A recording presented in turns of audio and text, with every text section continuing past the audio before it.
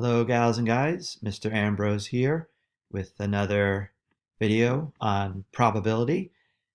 I hope that you were able to look at the homework problems from Tuesday and you were able to, check your answers with the solutions I posted. If at any point in time, right, you have any questions, please don't hesitate to send them my way.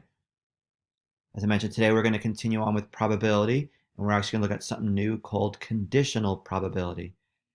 If you want to print out this particular lesson, you can. As I go through this, if you want to take notes, it's there for you if you like. The first thing I'm going to do may seem like a little bit of review, but hopefully will help you, especially see something a little bit later on. So let's take a look at this problem. In a class of 28 students, 14 have a cat, 13 have a dog, 14 have a cat, 13 have a dog, and there are 9 students who have both a cat and a dog. Fill in the Venn diagram to the right to help answer the questions below. Now, last time we talked about this set, which is connected by the word and. These two sets, cat and dog, are connected by the word and that refers to the intersection of these two sets. And so these 9 students from our work last time, right, the intersection of both the cat and the dog sets, we can put that number right here in the middle. Now, when we perhaps go to fill out the rest of our Venn diagram here, we have to be really careful. This whole circle should be all the cats. This whole circle should be all the dogs. And within this entire Venn diagram should be all the students. So one of the things that sometimes is helpful to fill out a Venn diagram is to do the following. If I know that there are 14 cats, that means that within this entire circle there has to be 14 of them. So I'm going to put the number 14 on the edge of the circle to remind myself that this entire circle has to total up to 14. And since I already have 9 in over here, that means in this part of my cat circle, I'm going to enter in 5 because 5 plus 9 gives me this total of 14. And this is a little trick that sometimes is helpful when completing out a Venn diagram. Since I have 13 dogs, perhaps I'll just put the number 13 here on the edge of my dog circle. And since I already have 9 within my dog circle already, I know that over here has to go the value of 4 because 9 plus 4 gives me 13. And now you do have to be careful.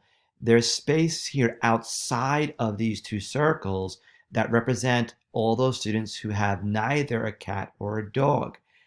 Now, I do know that there are 28 total students, so that means that I'm going to put the number 28 on the edge of this box because I know that what's inside these circles and what is outside of it has to add up to 28. And what I have inside these circles is 5 plus 9, which is 14, plus another 4, which is 18, right? And since there are 18 people, 18 students inside these circles, if I subtract 18 from 28, I get 10. And so 10 should go in this space outside of those circles. So now I have my Venn diagram filled out, and now I can answer these probabilities. A asks for what is the probability that a student chosen random from the class has a cat. Well, again, there were 14 cats out of 28, so that's 14 out of 28. Part B, what is the probability that a student has both a cat and a dog? Well, that's our intersection 9 out of 28. And again, this is called the intersection of the sets. And then whereas in part C, what is the probability that a student has either a cat or a dog? And or representing the union of the two sets. Now the union represents everything inside these circles. So since I already have my Venn diagram drawn out, I can just again add up these numbers, which again was 5 plus 9 is 14, plus another 4 is 18. And so there were 18 out of 28 students that have a cat or a dog. That's our probability of selecting one of those students. And again, this was called the union of the two sets. All right, so now that we've done that particular problem, let's take a look at this example here, which will start to illustrate what is conditional probability. Example 1, we have that John surveyed students at his high school on what technological devices they owned. He found the following data in the table, and we have this table here. So in these columns, we see this column is going to represent the number of students that have cell phone, and this will be the column of students who do not have cell phones. And these rows, the first row is going to be the number of students that have an MP3 player, and the second row is the number of students that do not have an MP3 player. And this may be a little bit outdated, but that's the data. So, given the data in this table, find each of the following conditional probabilities. So part A, the probability that a randomly chosen person owns a cell phone given she or he owns an MP3 player. And this is denoted by this notation here. So in a problem, when you especially see the word perhaps given, this is a telltale sign they're dealing with conditional probability. And it's called conditional probability because there's a condition upon which we have to examine to help us find that particular probability. In this particular problem, it's the probability that a person owns a cell phone given already that they have an MP3 player. And again, the notation is written this way. And it's perhaps written this way because it might help you realize exactly how we're going to calculate this probability. Because if you recall from my prior video, we said that the probability of any event is always going to be the number that is the number of elements or outcomes that we see of that event over the total number of outcomes in the sample space. Well, in this conditional probability in part A, our probability that a person owns a cell phone given they have an MP3 player, what we have to do is we have to look at just those students that have an MP3 player, not the total number of students in the high school. It's only out of the students that have an MP3 player that we're going to look within them to see who has a cell phone. So the total number of students that have an MP3 player is 70. And within those students that own an MP3 player, there's 57 students that own a cell phone. So that is what goes in my numerator. And so this here would be the probability that a student owns a cell phone given that they own an MP3 player. All right, so with that conditional probability, let's take a look at part B. Part B asks, we're going to find the probability that a randomly chosen person owns an MP3 player given she or he owns a cell phone. And this is denoted by this notation here, where it's probability MP3 and then this slash cell phone. Again, probability that they have an MP3 player given that they own a cell phone. So here the roles are reversed. It's from the given, the cell phone, that we're going to find within the number of people that own a cell phone how many own an MP3 player. So look at my table. The total number of people that own an MP3 player was 80. I'm sorry, total people that own a cell phone was 80. And then from within those people that own a cell phone, right, it's 57 people that own an MP3 player. That's what goes in our numerator. And so this would be the probability that a person owns an MP3 player given that they own a cell phone. All right, now using the information in this table, I'm going to complete this Venn diagram. And this is why in particular, one of the reasons why in particular I did that do now.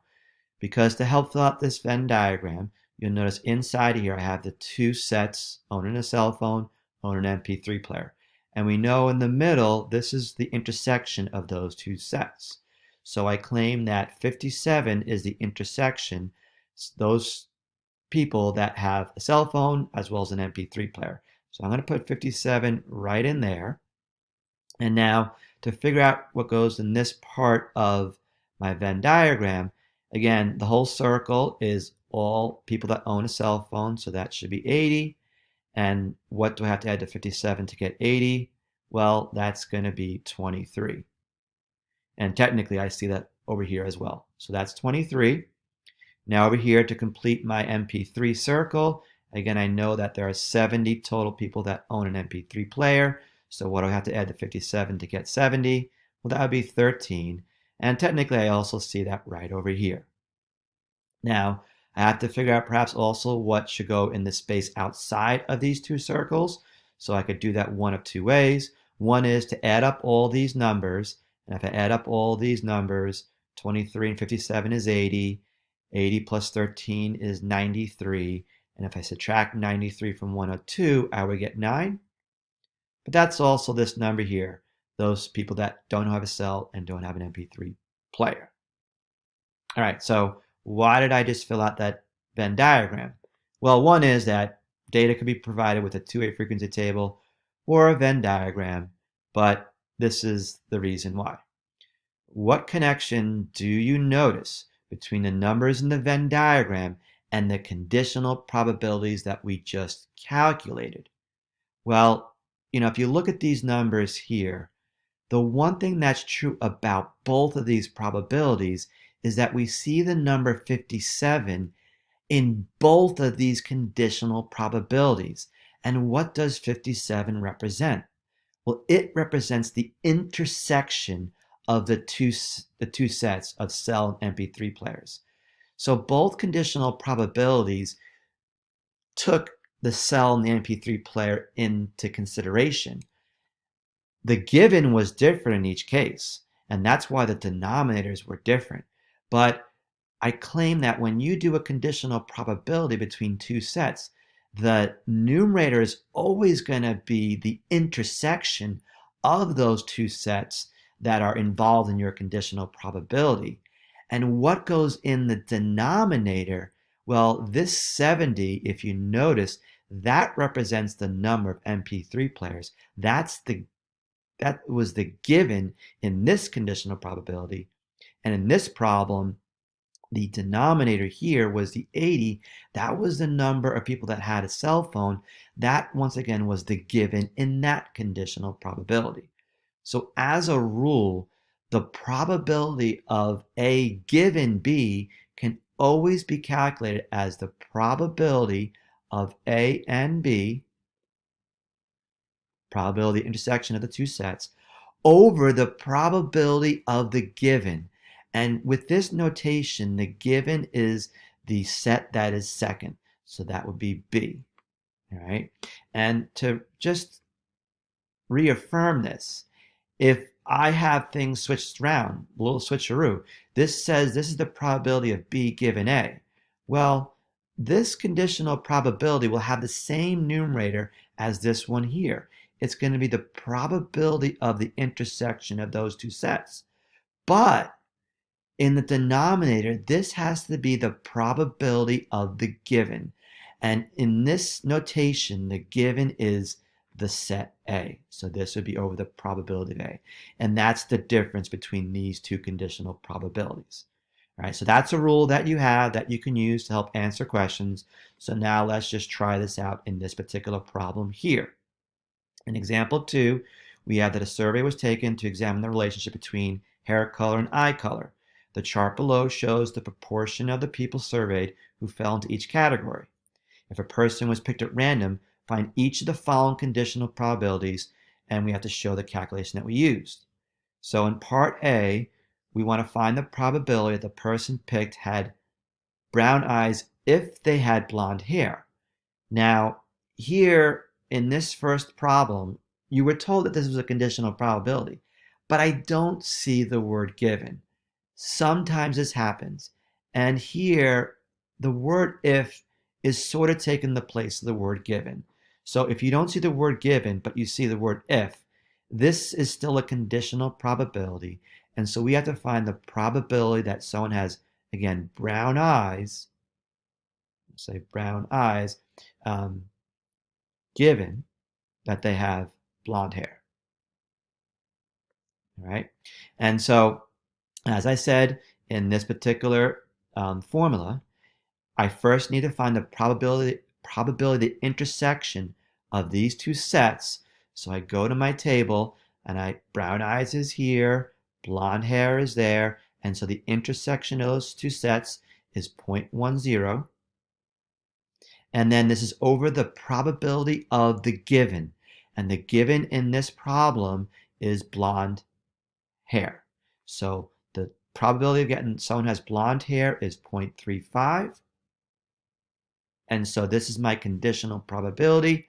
Now, fractions are typically okay with conditional probability, but we normally don't have decimals in them. So if you want, you could perhaps put this into your calculator to get the simplified version of this. And as a fraction, this would be 2 over 7. All right, so part B, let's just take a look at this one here, and then we'll be done. The probability that the person had red hair if they had green eyes. So again, you see the word if here, which is taking the place of given, but this is a conditional probability against the probability of having red hair given that they already had green eyes. So I first will look for the probability of intersection of these two sets, and I see that red hair is here, green eyes is there, and that intersection is 0.15. And then I put in the denominator the probability of the given, which is green eyes, and the probability of selecting someone has green eyes is 0.25. And so this would be my conditional probability. But again, we normally don't have fractions with a decimal in it, so you can put that in your calculator to get the fractional equivalent, which is this here. So I hope that this video helped you understand what it means for what is conditional probability and how to calculate it. Thursday's homework will be an assignment that I will not collect. I will post my solution so you can check your answers. And please let me know if you have any questions. And I'm sorry to say, the reason why I'm not collecting the homework and that I'm posting my solutions so you can check your answers is because I will post on Friday a quiz that will be on the probability that you learned this week, as well as the trig applications that you looked over last week. And I'll post it this Friday, and I'll give you a week to work on it. So again, if you have any questions at all, please don't hesitate to ask me, and I'll get back to you as soon as possible. And as always, please take care, stay safe, and I'll talk to you soon.